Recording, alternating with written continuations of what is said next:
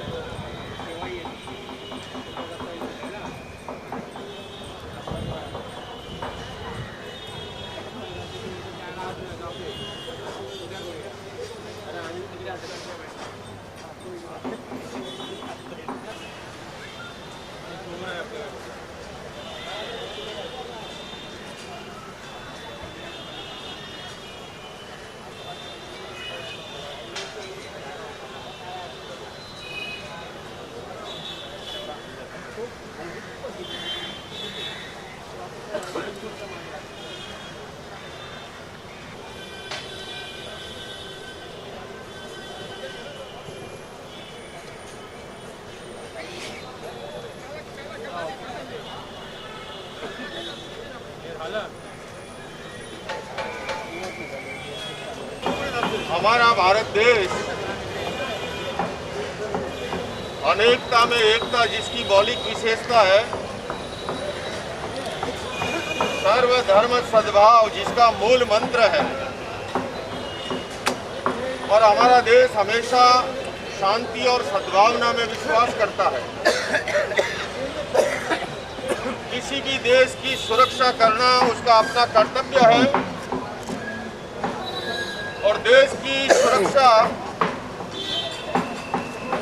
हमारी सीमाओं पर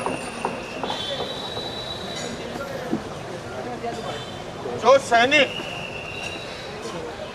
18 लाख के सहयोग की राशि अहिंसा विश्व भारती की ओर से मैं उनके श्रद्धा सुमन समर्पित करते हुए भारत माता की भारत माता की आपसे कहना चाहूंगा, सन 2003 में भारत के राष्ट्रपति भवन में तत्कालीन राष्ट्रपति डॉक्टर APJ अब्दुल कलाम ने मेरा पाकिस्तान के उस समय के राष्ट्रपति जनरल परवेज मुशर्रफ से परिचय कराया था शांति दूत के रूप में।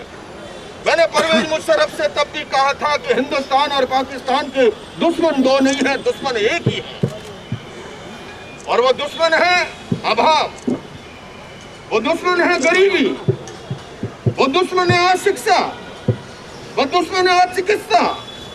अगर हमारे इस उपमहाद्वीप के अंदर शांति हो तो अस्त्र शस्त्रों पर जो होने वाला अनाप शनाप खर्च जो है, हम गरीबी को मिटाने में, हम अशांति को मिटाने में, हम अशिक्षा को मिटाने में, हम अचिकित्सा को मिटाने में, लेकिन उस देश को ये समझ में नहीं आता। लेकिन मैं एक जैन सन्यासी होने के साथ साथ, अहिंसा का पुजारी होने के साथ साथ ये कहना चाहूंगा कि देश की सुरक्षा के लिए इस भारत माटी का एक एक लाल जो है अपने आप को समर्पित कर देगा। भारत को कोई झुका नहीं सकता और उससे अपना हिस्सा कोई हड़प नहीं सकता। कोई भी जो है सपने में भी ये मंसूबे न पाले।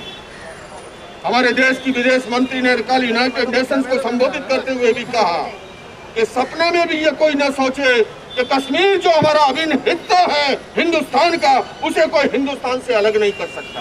मैं अधिक लंबा समय नहीं लूंगा, ये भाषण का समय नहीं है, हम बेटा जी को भी सुनेंगे। उससे पूर्व मैं निवेदन करूंगा कि पूज्य प्रवर जी इस अवसर पर अपना आशीर्वाद प्रदान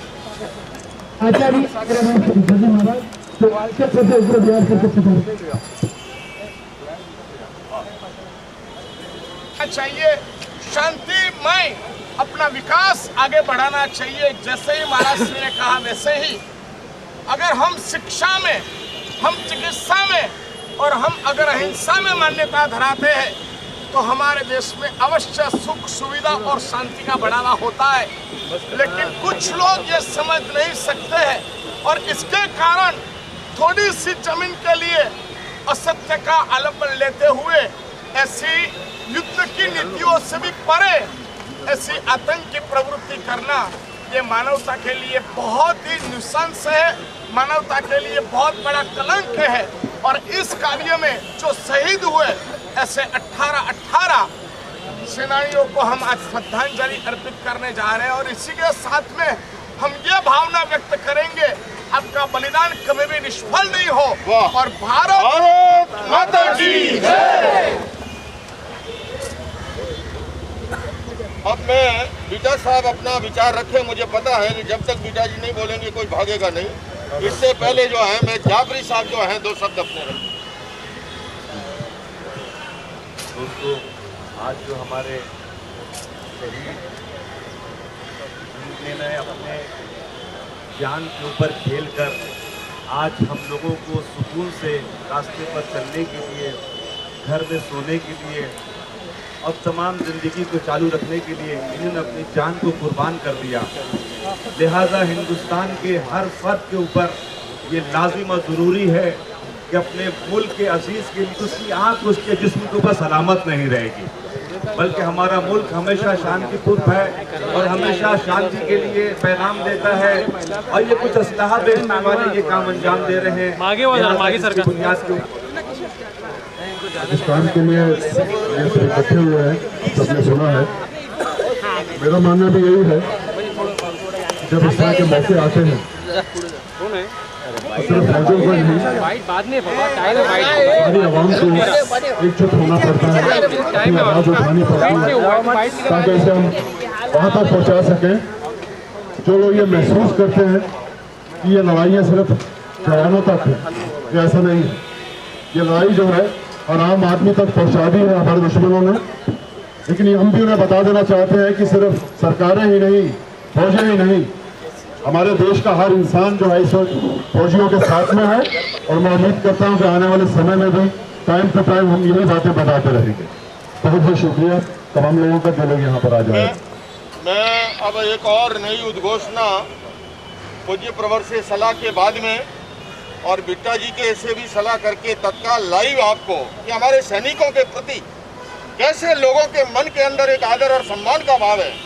आने वाले दिनों में हिंदुस्तान की राजधानी दिल्ली के विज्ञान भवन में जो मैंने अभी 18 लाख की बात कही थी उसको हम 51 लाख तक ले जा रहे हैं। और हो सकता है कि समारोह के दिन तक ये मामला और भी आगे बढ़े। और मैं समझता हूँ इसी तरह से हम शहीद परिवारों को आश्वस्त कर दें कि उनको कभी किसी चीज़ की चिंता करने की आवश्यकता नहीं होगी। अब मैं चाहूँगा बिट्टा साहब जो हैं महेंद्र सिंह जी इस अवसर पर अपना उद्बोधन। तेरा बाप नजारा ही रहेगा, तू किस्मत का मारा है, मारा ही रहेगा। तेरे हर सवाल का जवाब करारा ही रहेगा। कश्मीर हमारा है, हमारा ही रहेगा। शहीद तेरी मौत है, इस वतन की जिंदगी तेरे लहू से जाग उठी, इस चमन की जिंदगी। सबसे पहले हमारे शहीदों की श्रद्धांजलि देते हुए और सबसे ज्यादा भावुक हुआ हमारे आचार्य जी आज सड़कों पे आ गए उन शहीदों के लिए, सिर्फ श्रद्धांजलि देने के लिए नहीं, सिर्फ फोटो खिंचवाने के लिए नहीं, सिर्फ टीवी में आने के लिए नहीं। जो काम बड़ी बड़ी पॉलिटिकल पार्टियों को करना चाहिए था, जो काम बड़ी बड़ी ऑर्गेनाइजेशन को करना चाहिए था। मैं हैरान हो गया, इतने सालों से शहीद परिवारों के लिए हम खड़े रहते हैं, उनके परिवारों के लिए, उनके बच्चों के लिए, उनको सेटल करने के लिए, उनकी फाइनेंशियल मदद करने के लिए। आज मैंने पहली बार देखा 18 से 51 हो गया, 2 सेकंड के अंदर आचार्य जी ने भी कह दिया। और ये फंक्शन किसी आम सड़क पे नहीं होगा, ये विज्ञान भवन में वहां फंक्शन होगा जहां राष्ट्रपति अवार्ड दिए जाते हैं देशभक्तों को जिन्होंने अच्छे कार्य किए होते हैं। अब ये स्वामी जी जैन मुनि जी फैसला करेंगे, इसमें डिफेंस मिनिस्टर आएंगे या होम मिनिस्टर आएंगे और सिर्फ शहीदों के परिवार होंगे। और वो श्रद्धांजलि होगी जो दुनिया देखेगी। और मैं आज कह देना चाहता हूँ, आज के टाइम के ऊपर, आज के ऊपर ये मैं कह देना चाहता हूँ कि पाकिस्तान एक धोखेबाज मुल्क है। हमेशा हिंदुस्तान की पीठ पे छुरा मारा है। जब नरेंद्र मोदी जी प्रधानमंत्री की शपथ ली, नवाज शरीफ जी को बुलाया गया, हम भी बड़े हैरान हुए। उसके बाद पाकिस्तान भी गए, जहां उनका जाना खतरे से खाली नहीं था, पर अपनी जान को जोखिम में डाल करके जो हमारे जैन समाज के, हमारे संतों के जो असूल है पुराने, अमन शांति, वो संदेश देने के लिए गए दुनिया को। हिंदुस्तान अमन शांति चाहता है, हिंदुस्तान किसी बेगुनाह का खून नहीं करना चाहता है। पर हमारी परंपरा हिंदुस्तान की, कि हमें हमारे ऋषि मुनियों की परंपरा को उन्होंने आज ललकारा है। आज स्वामी जी सड़कों पे आए हैं। हमारी हिंदुस्तान की शराफत को पाकिस्तान कमजोरी मत समझो। गोली का जवाब गोली ही दिया जाएगा, पर किसी आम पाकिस्तानी को नहीं, किसी आम मुसलमान को नहीं। जिन्होंने हमारे जवानों को शहीद किया है, उनका जवाब उसी तरीके से दिया जाएगा। अब वक्त आ चुका है कि हिंदुस्तान को एक होने का, सारी पॉलिटिकल पार्टियों को एक होने का, अलग अलग राय नहीं हम मानता हिंदुस्तान। लोग कहते जंग कर दो, मैं कहता हूं ना जंग करो ना गोली चलाओ। सबसे पहले पार्लियामेंट का सेशन बुला करके वहां सारी पॉलिटिकल पार्टियां हिंदुस्तान को, दुनिया को बताए कि हम पाकिस्तान के साथ खड़े हैं, जो हिंदुस्तान के साथ खड़े हैं। क्या 370 धारा हटाने के लिए सारी पॉलिटिकल पार्टियां सरकार का साथ देती हैं? जिस दिन हिंदुस्तान के अंदर, जिस दिन कश्मीर के अंदर 370 धारा हटेगी, सबसे बड़ी इन शहीदों को उस दिन श्रद्धांजलि होगी और पाकिस्तान को सबसे बड़ा करारा जवाब होगा। हम कहते हैं गोली चला दो, हम कहते हैं जंग कर दो। अरे जवानों की तो लाशें आएंगी तिरंगे झंडे में लिपटी हुई, उनकी बच्चे रोएंगे, पत्नियां रोएंगी, उनके माता पिता रोएंगे।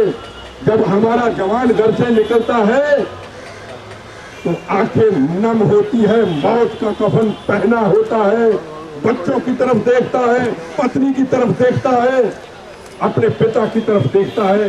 उसको पता होता मैं वापस नहीं आऊंगा, और वही होता है इन जवानों के साथ। भारत माता की सीमाओं की रक्षा करते हुए खून से लथपथ लाश उस तिरंगे झंडे में आती है। हम कहते जंग कर दो, जरूर हम पाकिस्तान को अगर 50 हमारे शहीद करते हैं तो 100 मारेंगे, पर हम अब जवानों की लाशें नहीं चाहते। पहले हम राजनीतिक पॉलिटिकल पार्टियों के लोग हिंदुस्तान को, दुनिया को बताए कि 370 धारा हटेगी या नहीं हटेगी, उसके बाद अगला फैसला होगा। पाकिस्तान हमारे से निकला हुआ मुल्क, हमारे भारत माँ से निकला हुआ मुल्क, फिर दिखा दी फितरत तूने। यार क्या कर रहे हो? फिर जख्म पुराने खोद दिए। जिस माँ ने तुमको जन्म दिया, उस माँ का दामन नोच दिया। वो पाकिस्तान, ये पाकिस्तान अब ये समझ लेना चाहिए कि ये नरेंद्र मोदी की सरकार है। पॉलिटिकल पार्टियों के विचारधारा अलग अलग हो सकती है, पर हम नरेंद्र मोदी जी के ऊपर, सुरक्षा के मामले के ऊपर, सुरक्षा के मामले के ऊपर हम नरेंद्र मोदी जी के ऊपर कोई शक नहीं कर सकते। हमें मिलकर के पाकिस्तान के खिलाफ, एक आतंकवाद के खिलाफ अपनी आवाज को बुलंद करना होगा। इन्हीं शब्दों के साथ आपका शुक्रिया अदा करता हूँ, खास तौर से आचार्य जी का, मुनी साहब का। मैं इतना शुक्रगुजार हूँ कि अब ये जो काफिला इतने सालों से चल रहा था हमारा आतंकवाद के खिलाफ, आज हमें आशीर्वाद मिल चुका है। अब हमें किसी की जरूरत नहीं, अब इनका आशीर्वाद मिलता रहे। और घोषणा करेंगे और ये कार्यक्रम का फैसला भी जल्दी आपको बताएंगे। विधिवत रूप से का संस्थापक वो ये ना समझे कि जबानी जमा खर्च या बात हुई है। अहिंसा विश्व भारती का संस्थापक आचार्य डॉक्टर लोकेश मुनि विश्व जन परिषद परम पूज्य सागर मुनि जी महाराज के परिपार्श्व में खड़ा होकर के बिट्टा जी की उपस्थिति में हम चले थे। यहाँ आए तब कल जब मैं बॉम्बे की धरती पे उतरा तब तक 18 लाख का भी फैसला नहीं था। मैंने कहा भाई शाब्दिक श्रद्धांजलि से क्या होगा। 18 से बात चली, 50 पहुंची। अब ये संपन्न होते होते हमारे 18 परिवार है, 18 के 18 परिवारों को 5-5 लाख रुपए का सहयोग यानी कि 90 लाख रुपए तक इसी समय पहुंचा दिया है। आगे की फिर आगे देखी जाएगी। और इसी तरह से हम अब मौन रह करके 2 मिनट सबसे पहले हमारे उन शहीदों को सभी अपने अपने स्थान पर मौन के साथ, और हमारे वृंदावन के स्वामी जी आए क्या, पुंडरीक जी महाराज, सभी अपनी जगह पर